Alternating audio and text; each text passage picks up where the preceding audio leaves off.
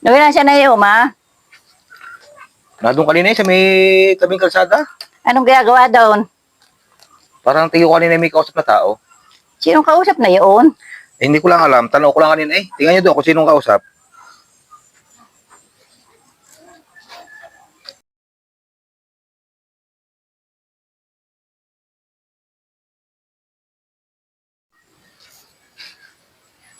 Kanya naman siya kagaling. Di nila sa karsada. Sino daw yung kausap mo kanina? Wala, yung bagong pastor natin. Bakit daw? Tiyatalong kung saan ang daan punta simbahan. Ah,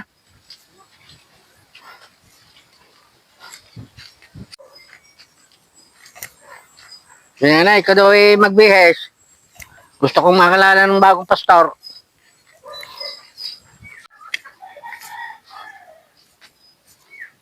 Oh, pasa ngayon Ed, ba't kayo bihis na bihis?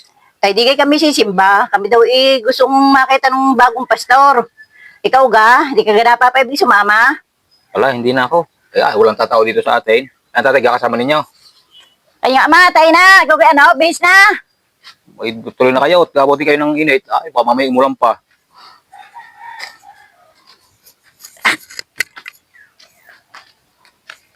$2,000 later. Kanya ama, ano masasabi mo sa pastor? Ay, magaling. Magaling magsalita eh. Magaling mangaral. Kamu kay Noel sumama na sa atin.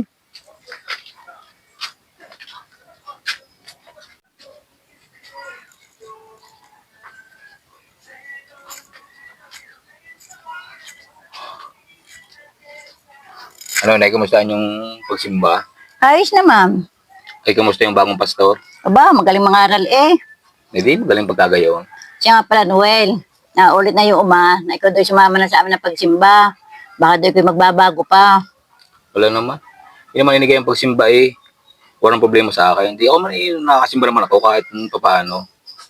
Pero napansin ko, sa dabi ditong naristinong pastor, yung bagong pastor na yan ang ayaw ko. Bakit naman? Hindi kahapon yung ninapadaan dito at yun iba ko pa magtanong sa tatay, nakapagtanong na rin sa akin. Nagtanong sa akin kung ako silang daan papuntang simbahan. Sabi sa ni Brad, pwede kang magtanong sa daan papuntang simbahan. Di tinuro ko, sabi ko kayo magdire-diretso. Pag kayo ay may nakitang shade, sa likod doon may daan, papasok. Yun ay dire-diretso lamang, yun ay simbahan na. Eh di, umalis na. Eh hindi pa nakakalayo, bumalik sa akin at nagpakilala nga. Sabi sa ni Brad, ako nga pala yung bagong pastor.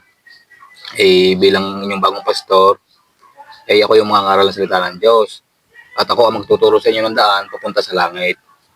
Hindi ako sabi ko mawalang galang sa inyo, pastor. Parang ako hindi naniniwala sa inyo. Sabi ko ngayon, sabi bakit ho?